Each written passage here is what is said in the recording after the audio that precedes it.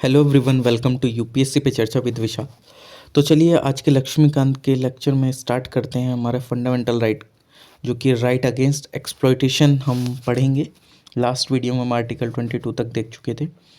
तो अगर आप देखते हैं तो हमारा आर्टिकल 23 जो है वो क्या बोलता है, prohibition of trafficking in human beings and forced labour. यानी कि अगर ह्यूमन बींग की किसी की भी ट्रैफिकिंग करी जाती है, यानी कि इधर से उधर लेके जाया जाता है ज़बरदस्ती, या फोर्स्ड लेबर से काम कराया जाता है ज़बरदस्ती करके, तो उन सब चीज़ों पे क्या है, प्रोहिबिशन है। तो prohibit in human beings, begar, forced labour and other similar form of forced labour. और जो कोई भी मतलब जस्ट लाइक अगर कोई भी इस तरीके का कोई प्रोविज़न वगैरह भी है, तो ये सारी चीज़ें एक पनिशेबल ऑफेंस में आएंगी। ठीक। और ये जो राइट है ये सिटीजन एंड नॉन सिटीजन दोनों को मिला हुआ है। और ये जो प्रोटेक्ट करता है आपको individual, not only against the state but also against the private person. Against the state यानी कि कोई भी एक सच कोई कानून बना दिया गया है किसी भी, मतलब स्टेट का मतलब सिर्फ राज्य से नहीं है, वो तो आपको पता है। म्यूनसिपैलिटी, किसी कंपनी या किसी एक चीज़ के द्वारा जिसमें सच ऐसी चीज़ें हो रही हैं, तो इसके खिलाफ आप आवाज़ उठा सकते हैं। या किसी एक पर्सन के द्वारा इस तरीके की गतिविधि करी जा रही है कि आपको ट्रैफिकिंग करके कहीं और बेच दिया जा रहा है या फोर्सबली आपसे काम कराया जा रहा है, तो ये जो राइट है ये अगेंस्ट द स्टेट और अगेंस्ट प्राइवेट पर्सन दोनों जगह एप्लीकेबल है। और ये जो ट्रैफिक इन ह्यूमन बीइंग है वो इंक्लूड करता है, यानी कि selling and buying of man, women and children goods की तरह, यानी कि सामान की तरह मैन, वुमेन या चिल्ड्रन का खरीदना या बेचना। Immoral trafficking women and children की, इंक्लूडिंग प्रोस्टिट्यूशन। ठीक, मतलब प्रोस्टिट्यूशन वगैरह इन सारी चीज़ों में जो डाल दिया जाता है। ये देवदासी जैसी चीज़ें, ये स्लेवरी जैसी चीज़ें, ये जो हैं ये पनिशेबल ऑफेंस हैं, जो कि एक एक्ट है हमारा इमोरल ट्रैफिक प्रिवेंशन एक्ट 1956। ये जो बेगार है इसका मतलब क्या है कि कंपलसरी वर्क कराया जाता है बिना किसी पैसे के, विदाउट रेमुनरेशन के। और ये पेक्युलर इंडियन सिस्टम है जिसके अंदर में जो लोकल ज़मींदार होते थे वो कई बार क्या करते थे, वो अपना बल का इस्तेमाल करके इन लोगों से काम कराते थे और इनको पेमेंट भी नहीं देते थे। और ये जो बेगार है, तो ये जो आर्टिकल 23 है वो इस तरीके की चीज़ें या इस तरीके की similar form of force labour हर एक चीज़ को बैन करा गया है। लाइक जैसे ये बॉन्डेड लेबर होता है, ये जो टर्म है फोर्स लेबर, इसका मीनिंग है कि एक पर्सन को वर्क कराया जाना उसकी इच्छा के विरुद्ध। ठीक। ये जो वर्ड है फोर्स, इसको इंक्लूड करा गया है कि ये फिजिकली नहीं, लीगल फोर्स के लिए भी है। ठीक। मतलब ज़बरदस्ती कंपल्सन बना के उससे काम ही कराए जा रहे हैं। ओके। और उसको पैसे दिए जा रहे हैं लगभग कि मिनिमम वेज से भी कम आप पैसे दे रहे हैं। इन दिस रिगार्ड तो bonded labour system abolition act 1976 है, मिनिमम वेजेस एक्ट है 1948, कॉन्ट्रैक्ट लेबर एक्ट है 1970, इक्वल रेम्यूनरेशन एक्ट है 1976। ठीक। और जो ये आर्टिकल 23 है वो प्रोवाइड करता है एक्सेप्शन पब्लिक पर्पसेस के लिए, जो कि इम्पोज करता है कंपलसरी सर्विस पब्लिक पर्पसेस के लिए। और जस्ट लाइक जैसे मतलब ऐसा नहीं है कि ये मतलब अगर आपको मिलिट्री में बुलाया जाए, ठीक, अगर आपको देश सेवा के लिए कराया जाए, इसके अंदर कुछ प्रोविज़न एक्सेप्शन है आर्टिकल 23 में। यानी कि स्टेट को एक अधिकार देता है, स्टेट यानी कि जस्ट लाइक अब यहाँ पे आप राज्य देख सकते हैं, क्योंकि स्टेट के अंदर में कई बार मिलिट्री वगैरह आ जाती है, वरना स्टेट का मतलब तो काफ़ी होता है। तो स्टेट एक कंपलसरी सर्विस भी बोल सकती है आप लोगों को करने के लिए, पब्लिक पर्पसेस के लिए, जस्ट लाइक जैसे मिलिट्री सर्विस सर्व करने के लिए बोल दिया जाए, या सोशल सर्विस करने के लिए सर्व करने के लिए बोल दिया जाए। ठीक। ये कुछ ऐसी सर्विसेज हैं, ये एक जस्ट लाइक कि ये फॉर्म में नहीं आती हैं इस तरीके की बॉन्डेड वाली चीज़ों में, क्योंकि ये तो एक देश सेवा टाइप से आपका हो गया। ठीक। ओके। लेकिन इन सर्विस को इम्पोज करने के लिए आप उसमें ये एक डिस्क्रिमिनेशन नहीं कर सकते ग्राउंड पे कि भाई ये इस रिलीजन का ही व्यक्ति करेगा इस चीज़ को, या इसी रेस का, या इसी कास्ट का, या इसी क्लास का व्यक्ति इस चीज़ की चीज़ों को करेगा। ओके। नेक्स्ट आता है कि प्रोहिबिशन है बच्चों का फैक्ट्रीज में, ये आर्टिकल 24 बताता है, यानी कि प्रोहिबिट करा गया एम्प्लॉयमेंट चिल्ड्रंस का जो एक एम्प्लॉयमेंट है उसको प्रोहिबिट करा गया है। तो जितने भी मतलब जस्ट लाइक जो कोई भी बच्चा 14 ईयर्स की एज से कम का है, तो उसको जो है कि एम्प्लॉयमेंट उसको क्या करा गया है, प्रोहिबिट करा गया है। ठीक। हजार्डस एक्टिविटीज़ नहीं होनी चाहिए खासकर। ठीक। जस्ट लाइक जैसे कंस्ट्रक्शन वर्क हो गया, रेलवे वर्क हो गया। अब आप बोलेंगे सर ये जितने भी बच्चे हैं छोटे मोटे बच्चों से काम करा लिया जाता है, जस्ट लाइक जैसे मूवीज़ में काम करा लिया जाता है, ये कई बार ये ढाबों पे वगैरह पे देखने को मिल जाते हैं। तो एक चीज़ है इसमें कि भाई हजार्डस एक्टिविटीज़ नहीं होनी चाहिए। मतलब जस्ट लाइक जैसे बेंगल फैक्ट्रीज में वर्क करा लिया गया, या उन किसी एक ऐसी गतिविधि में इन्वॉल्व करा दिया ठीक, कि जो कि उनके लिए हार्मलेस बहुत नेक्स्ट लेवल है, उनकी बॉडी के लिए, उनके हर एक चीज़ के लिए। बट इफ़ जो काम उनके मतलब हार्म नहीं पहुंचा रहा है, जस्ट लाइक कोई अगर स्केच बना के उसको बेचने लगे तो वो उसको हार्म नहीं पहुंचा रहा है। ठीक, तो वो इस तरीके की गतिविधि कर सकता है, यानी कि अगर आप देखेंगे तो उनका जो एम्प्लॉयमेंट है वो हार्मलेस और इनोसेंट वर्क वो आराम से कर सकते हैं।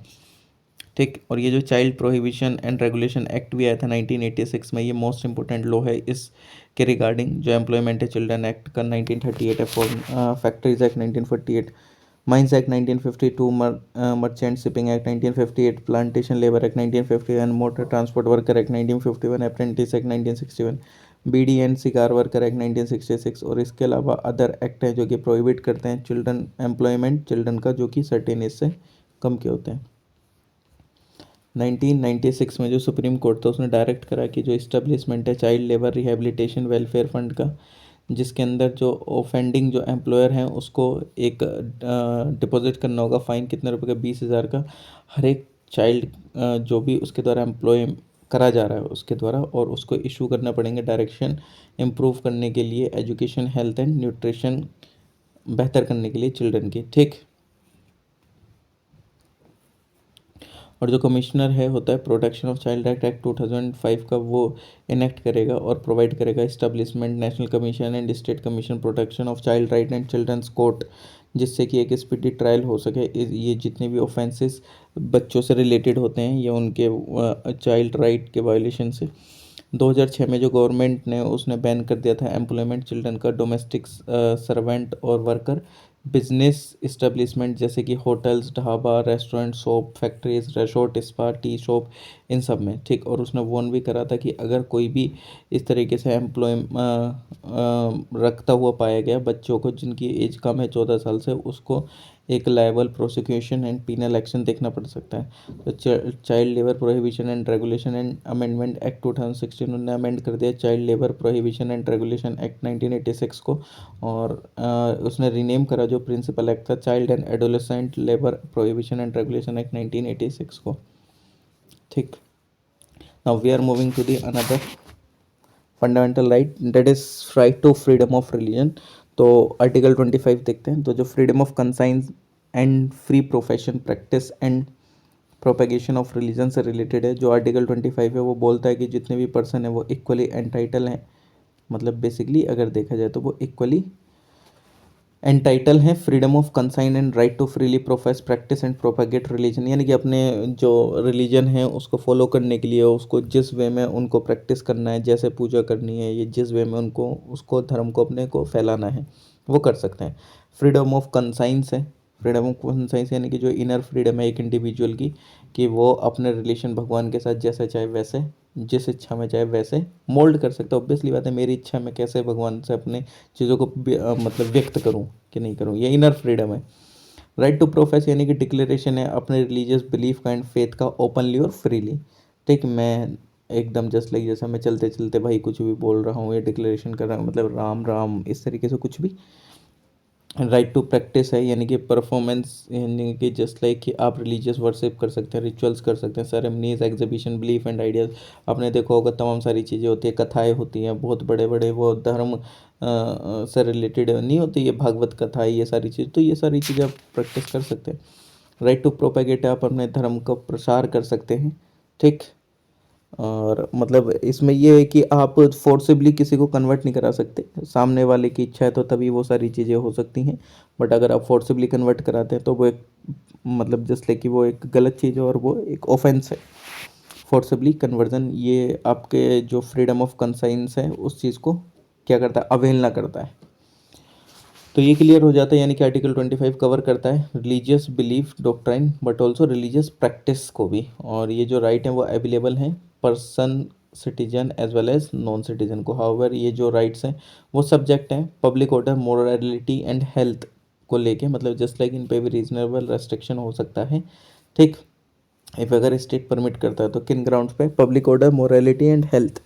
तो रेगुलेट और रेस्ट्रिक्ट कर सकते हैं कि इकोनॉमिक, फाइनेंशियल, पॉलिटिकल और अदर सेकुलर एक्टिविटी को जो कि एसोसिएटेड और रिलीजियस प्रैक्टिसेस से state is permitted to regulate, regulate कर सकता है जो कोई भी स्टेट है रेस्ट्रिक्ट कर सकता है चीज़ों को, यह प्रोवाइड कर सकता है एक सोशल वेलफेयर एंड रिफॉर्म कर सकता है, और ओपन कर सकता है और throw open Hindu religious institution of a public character to all classes and sections of Hindus.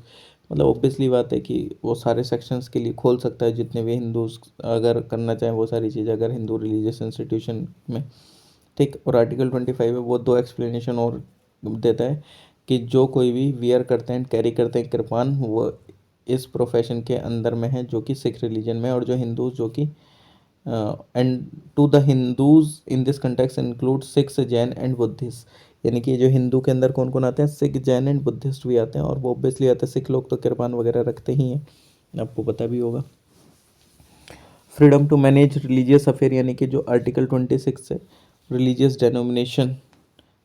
Denomination और any of its section shall have the right. अब वो कौन कौन से राइट्स हैं कि वो इस्टेब्लिश कर सकते हैं, मेंटेन कर सकते हैं अपने institution religious and charitable purpose के लिए, मैनेज कर सकते हैं अपने affairs in matter of religion, right to own and acquire है मूवेबल एंड इमूवेबल प्रॉपर्टी को अपने पास रखना, मतलब एक तरीके से ओन या एक्वायर करना उसको, या एडमिनिस्टर कर सकते हैं इन सारी प्रॉपर्टीज़ को लॉ के हिसाब से। मतलब आर्टिकल 25 गारंटी करता है राइट ऑफ इंडिविजुअल। ठीक, ये इंडिविजुअल से रिलेटेड राइट था आर्टिकल 25, लेकिन आर्टिकल 26 है रिलीजियस डिनोमिनेशन से रिलेटेड या उसके सेक्शन से रिलेटेड, जो कि उस रिलीजन के फॉलोअर हैं उससे रिलेटेड। दूसरे शब्दों में कहा जाए तो ये कलेक्टिवली फ्रीडम ऑफ रिलीजन है, protect collective freedom of religion.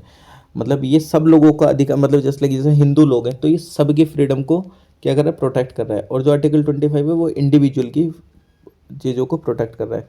ठीक, तो ये जो आर्टिकल 26 है वो सब्जेक्ट टू पब्लिक ऑर्डर है, मोरालिटी एंड हेल्थ, जैसे ये आर्टिकल 25 था, बट ये और provisions but not subject to other provision जो कि फंडामेंटल राइट से रिलेटेड है। जैसे सुप्रीम कोर्ट है उसने बोला था कि religious deposition must satisfy 3 condition, और वो 3 कंडीशन क्या है कि ये जो है वो उसमें collection of individual who have a system of belief, यानी कि ऑब्वियसली बात है इसके रिलीजियस डिनोमिनेशन क्या हो गया, यानी कि वो सारे लोगों का गुट जो कि एक ही चीज़ में बिलीव कर रहे हैं।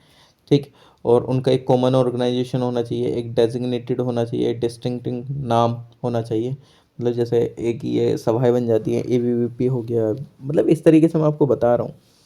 ठीक, इस क्राइटेरिया के अकॉर्डिंग जस्ट लाइक जैसे सुप्रीम कोर्ट तो उसने बोला कि जैसे रामकृष्ण मिशन है या आनंद मार्ग है, ये रिलीजियस डिनोमिनेशन है हिंदू रिलीजन के अंदर ही, और ये किसके द्वारा थी, ये औरबिंदो सोसाइटी, मतलब सॉरी, तो ये जैसे रामकृष्ण मिशन एंड आनंद मार्ग जो थी रिलीजियस डिनोमिनेशन थे हिंदू रिलीजन के अंदर, लेकिन जो अरविंदो सोसाइटी थी वो एक कोई भी रिलीजियस डिनोमिनेशन नहीं थी।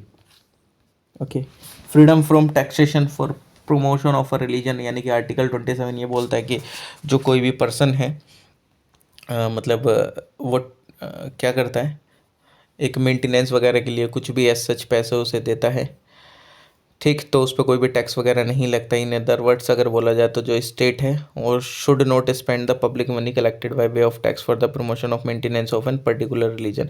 मतलब एक तरीके से आप इसको ऐसे भी समझ सकते हैं, एक तो वही है कि टैक्स नहीं, बट इसमें मेन फोकस क्या है कि अगर स्टेट जो है वो जो वेलफेयर का जो पैसा है लोगों का, इन द सेंस वो जो टैक्स है उसका वो किसी एक रिलीजन को धर्म प्रसार के लिए नहीं लगा सकते हैं, लगाते भी तो वो सबके लिए लगाएंगे, है कि नहीं। तो ये प्रोहिबिट करता है कि वो किसी भी स्टेट को फेवर नहीं कर सकते हैं। ठीक,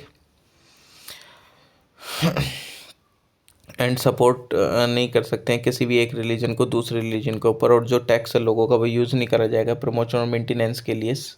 ठीक, ओके, सॉरी, मतलब ये जो मैंने स्टार्टिंग में बताया था कि हाँ वो पैसा यूज़ हो सकता है, बट ऑब्वियसली बात है वो सबके लिए आपको यूज़ करना होगा। ठीक, और ये जो प्रोविज़न है ये प्रोहिबिट करता है कि जो टैक्स लगाया जाता है वो the prohibit only levy of a tax not a fee, यानी कि फ़ीस को मना करा गया है, मतलब फ़ीस को मना नहीं करा गया लगाने से, बट हाँ टैक्स को ज़रूर करा गया है। ये क्यों, क्योंकि जो पर्पस है एक फ़ी का वो कंट्रोल करना है सेकुलर एडमिनिस्ट्रेशन को, रिलीजियस इंस्टीट्यूशन को, और प्रमोट करना, मेंटेन मतलब प्रमोट करना और मेंटेन करना रिलीजन को। और ये लेवी होती है पिलग्रिमेज पे जो कि प्रोवाइड करते हैं कुछ स्पेशल प्रिविलेज या सेफ्टी मेजर, और जो फ़ी है वो कुछ ले ली जाती है रिलीजियस एंडोमेंट पे, मीटिंग या रेगुलेशन एक्सपेंडिचर। ठीक, freedom from attending religious instruction, मतलब जस्ट लाइक जैसे अगर आपके स्कूल में प्रेयर हो रही है और आप उसमें नहीं जाना चाहते हैं तो आप नहीं जा सकते हैं। तो अंडर आर्टिकल 28 कोई भी रिलीजियस इंस्ट्रक्शन है shall be provided in educational institution, मतलब wholly out of state funds, if अगर वो पूरा स्टेट फंड से चल रहा है तो उस समय तो जैसा वो उस स्कूल में फॉलो होगा वैसे ही आपको करना पड़ेगा, क्योंकि वो स्टेट फंडेड है। लेकिन स्टेट फंडेड में ये नहीं है कि किसी एक पर्टिकुलर रिलीजन की ही चीज़ें फॉलो होंगी, ठीक, वो सबके लिए एकदम कॉमन रहेंगी। ओके, तो स्टेट फंड में तो ये रहता है, और बाकी जो भाई प्राइवेट इंस्टीट्यूशन है उनमें भी अलग अलग रहता है, ठीक। तो आर्टिकल 28 जो वो डिस्टिंग्विश करता है चार टाइप के इंस्टीट्यूशन, जैसे कि जो कि एक स्टेट के द्वारा चला जाता है या एडमिनिस्टर स्टेट के द्वारा करा जाता है या इस्टेब्लिश करा गया है किसी एंडोमेंट या ट्रस्ट के द्वारा, या इंस्टीट्यूशन जो कि रिकॉग्नाइज करा गया स्टेट के द्वारा, इंस्टीट्यूशन जो कि पैसे रिसीव करता है स्टेट से। तो रिलीजियस इंस्ट्रक्शन जो है वो कम्प्लीटली प्रोहिबिट है, कहाँ कहाँ, ए एंड बी में तो पूरी तरीके से कम्प्लीटली प्रोहिबिट है, क्योंकि पहला वाला और दूसरा वाले में सीधा सीधा स्टेट का रोल है। और वहीं सी एंड डी वाले प्रोविजन में जो रिलीजियस इंस्ट्रक्शन है वो परमिटेड है, लेकिन वॉलंटियरी बेसिस पे। ओके, फिर उसके बाद आता है भाई कल्चरल एंड एजुकेशनल राइट, जो कि protection of interest of minorities से रिलेटेड है। जो आर्टिकल 29 है वो प्रोवाइड करता है कि जो कोई भी सेक्शन है सिटीजन का जो कि रिसाइड कर रहा है किसी भी पार्ट में भारत के, तो उसकी एक अलग डिस्टिंक्ट लैंग्वेज है, स्क्रिप्ट है, अलग कल्चर है, और उसका खुद के पास राइट है कि वो उसको कंजर्व भी कर सके। तो अभी तक कोई भी जो सिटीजन है उसको डिनाई नहीं करा गया किसी भी एडमिशन के लिए किसी भी एक एजुकेशनल इंस्टीट्यूशन में जो कि मेंटेन करा जाता है स्टेट के द्वारा, और या जो भी रिसीव करता है स्टेट फंड, कि हम उसको रिलीजन के बेसिस पे, रेस, कास्ट और लैंग्वेज के बेसिस पे क्या कर सकते हैं, डिनाई कर सकते हैं। No citizen shall be denied admission, यानी कि किसी भी सिटीजन को इस बेसिस पे डिनाई नहीं करा जा सकता किसी भी एजुकेशनल इंस्टीट्यूशन में, ठीक। और जो फर्स्ट प्रोविज़न है वो प्रोटेक्ट करता है राइट एक ग्रुप का, जिसमें कि जो सेकंड प्रोविज़न है वो गारंटी करता है right of citizen as an individual, यानी कि ये जो फर्स्ट प्रोविज़न है प्रोटेक्ट करता है एक ग्रुप के राइट को, और जो सेकंड प्रोविज़न है वो एक इंडिविजुअल के राइट को प्रोटेक्ट करता है। तो आर्टिकल 29 है वो ग्रांट करता है protection religious minorities as well as linguistic minorities को। हालांकि जो सुप्रीम कोर्ट है वो ये बोलता है कि जो स्कोप है इस आर्टिकल का वो नेसेसरीली रेस्ट्रिक्टेड है माइनॉरिटीज़ पे, क्योंकि ये कॉमनली एज्यूम्ड है ऐसा, और ये ऐसा भी इसलिए कि जो ये वर्ड्स हैं just like section of citizens article में वो इंक्लूड करता है माइनॉरिटीज़ और मेजॉरिटीज़ दोनों को। और जो सुप्रीम कोर्ट है वो ये बोलता है कि जो राइट टू कंजर्व है लैंग्वेज का वो इंक्लूड करता है कि वो right to agitate for the protection of the language, और जो पॉलिटिकल स्पीचेस हैं वो जो प्रॉमिस दिए जाते हैं कंजर्वेशन करने के लिए लैंग्वेज या सेक्शन किसी एक सेक्शन की, ठीक, तो वो एक करप्ट प्रैक्टिस नहीं है रिप्रेजेंटेशन ऑफ पीपल एक्ट 1951 में, कि उसको इलेक्शन न लड़ने दिया जाए इस तरीके से। फिर आर्टिकल आपका 30 आ जाता है, बट 31 भी आएगा इसमें, अच्छा 31 नहीं है, अच्छा आएगा 31 आ जाएगा, चलो ठीक है। आर्टिकल 30 जो कि बोलता है क्या, कि राइट ऑफ माइनॉरिटीज़ के वो इस्टेब्लिश कर सकते हैं एंड एडमिनिस्टर कर सकते हैं एजुकेशनल इंस्टीट्यूशन को। तो आर्टिकल 30 जो कि ग्रांट करता है फॉलोइंग राइट माइनॉरिटीज़ और रिलीजियस या लिंग्विस्टिक को, जो कि जितने भी माइनॉरिटीज़ हैं उनके पास राइट है कि वो इस्टेब्लिश कर सकते हैं, एडमिनिस्टर कर सकते हैं एजुकेशनल इंस्टीट्यूशन को अपने चॉइस के अकॉर्डिंग। जो कंपेंसेशन अमाउंट है जो कि फ़िक्स करेगी ये स्टेट के द्वारा, कंपलसरी एक्विजिशन जो है किसी पार्टी प्रॉपर्टी के द्वारा या माइनॉरिटी एजुकेशनल इंस्टीट्यूशन के द्वारा, वो रेस्ट्रिक्ट नहीं करता है, एब्रोगेट नहीं करता है राइट जो कि गारंटेड हैं इसके द्वारा। और जो प्रोविज़न है जो कि ऐड करा गया था 44th अमेंडमेंट एक्ट 1978 के थ्रू, जिससे कि प्रोटेक्ट हो सके राइट माइनॉरिटीज़ का इस संदर्भ में, और जो एक्ट है वो डिलीट कर देता है right to property as a fundamental right, ठीक। और आर्टिकल 31 में था हालांकि वो, और वो तो अब डिलीट ही हो गया। और और जो इफ़ अगर आप ग्रांट कर रहे हैं एड, तो स्टेट जो वो डिस्क्रिमिनेट नहीं करेगा एजुकेशनल इंस्टीट्यूशन को जो कि मैनेज करा जा रहा है माइनॉरिटी के द्वारा। और जो प्रोटेक्शन है अंडर आर्टिकल 30 वो कन्फाइंड है ओनली टू माइनॉरिटीज़ रिलीजियस और लिंग्विस्टिक। हाउएवर एक्सटेंड होता है वो काफ़ी मतलब अगर करना चाहते हो, बट ये एक्सटेंड नहीं हो पाता, यानी कि जो प्रोटेक्शन आर्टिकल 30 के अंदर वो सिर्फ माइनॉरिटीज़ तक है, ये एक्सटेंड नहीं होता है उस सेक्शन के लिए सिटीजन के जो कि आर्टिकल 29 में है। हाउएवर जो ये टर्म है माइनॉरिटी वो आपको डिफाइंड नहीं देखने को मिलेगी पूरे कॉन्स्टिट्यूशन में कि कौन माइनॉरिटी में आता है कौन नहीं। लेकिन जो राइट है अंडर आर्टिकल 30 वो इंक्लूड करता है राइट ऑफ माइनॉरिटी कि वो इम्पार्ट करेगा एजुकेशन चिल्ड्रन को अपनी ओन लैंग्वेज में। और जो माइनॉरिटी एजुकेशनल इंस्टीट्यूशन है वो 3 टाइप के हैं। इंस्टीट्यूशन जो कि रिकॉग्निशन मिला हुआ है उसको और एड मिलता है स्टेट के द्वारा, इंस्टीट्यूशन जिसको रिकॉग्निशन है स्टेट के द्वारा और बट उसको वहाँ से फंड नहीं मिल रहा है, और तीसरा कि उसको रिकॉग्निशन भी नहीं है और ना ही उसको स्टेट मिल रहा है फंड के द्वारा, वो मतलब फंड नहीं मिल रहा है स्टेट से। ठीक, यानी कि 3 तरीके के हैं। एक तो कि भाई जिसको दोनों मिले, रिकॉग्निशन भी और पैसा भी स्टेट से। दूसरा वो कि जिसको सिर्फ रिकॉग्निशन मिले पैसा नहीं मिले। तीसरा वो जिसको दोनों में से कुछ ना मिले।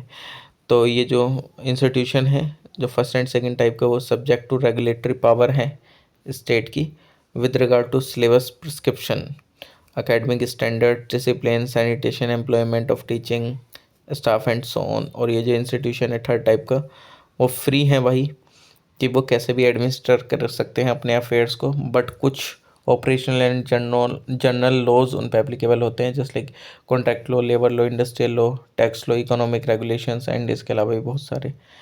जो जजमेंट डिलीवर होता है secretary of Malankara Syrian Catholic college case 2007 में, तो सुप्रीम कोर्ट ने समराइज़ करा था कि जो जनरल प्रिंसिपल है जो कि रिलेटिंग है इस्टेब्लिशमेंट एडमिनिस्ट्रेशन से रिलेटेड माइनॉरिटी के एजुकेशनल इंस्टीट्यूशन के, वो इस तरीके से है कि जो राइट है माइनॉरिटीज़ का इस्टेब्लिश करना एडमिनिस्टर करना एजुकेशनल इंस्टीट्यूशन को अपने चॉइसेस के अकॉर्डिंग, ठीक, वो कंप्राइज करता है ये सारे राइट क्या कि वो चूज़ कर सकते हैं अपनी गवर्निंग बॉडी को जिसके अंदर जो फाउंडर है इंस्टीट्यूशन के उनको इंस्टीट्यूशन है faith and confidence to conduct and manage affair of the institution.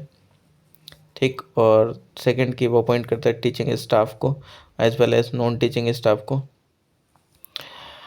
Okay, और फिर आता है कि जो वो एडमिट करता है एलिजिबल स्टूडेंट को चॉइसेस के अकॉर्डिंग और सेटअप करते हैं रीजनेबल फीस स्ट्रक्चर यूज़ करा जाता है कि एक प्रॉपर्टीज का एंड एसेट का बेनिफिट के लिए इंस्टीट्यूशन मतलब बेसिकली जो इंस्टीट्यूशन है इंस्टीट्यूटर है उसके लिए।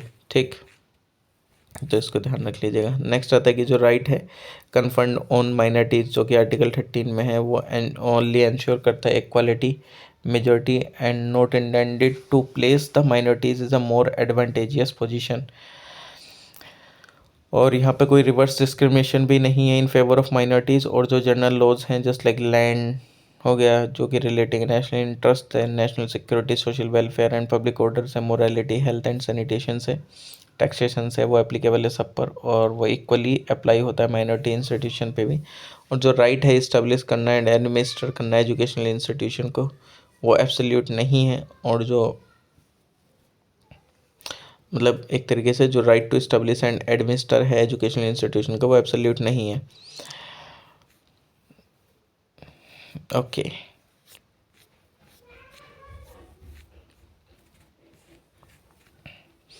or nor does it include the right to mal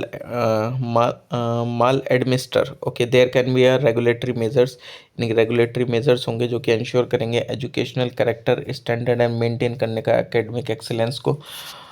और चेक ऑन एडमिनिस्ट्रेशन आपको देखने को मिल सकता है, एक नेसेसरी है जो कि इंश्योर करता है कि एडमिनिस्ट्रेशन क्या सफिशिएंट है और किस तरीके से चीज़ें चल रही हैं बाकी एकेडमिक नीड्स इंस्टीट्यूशन की।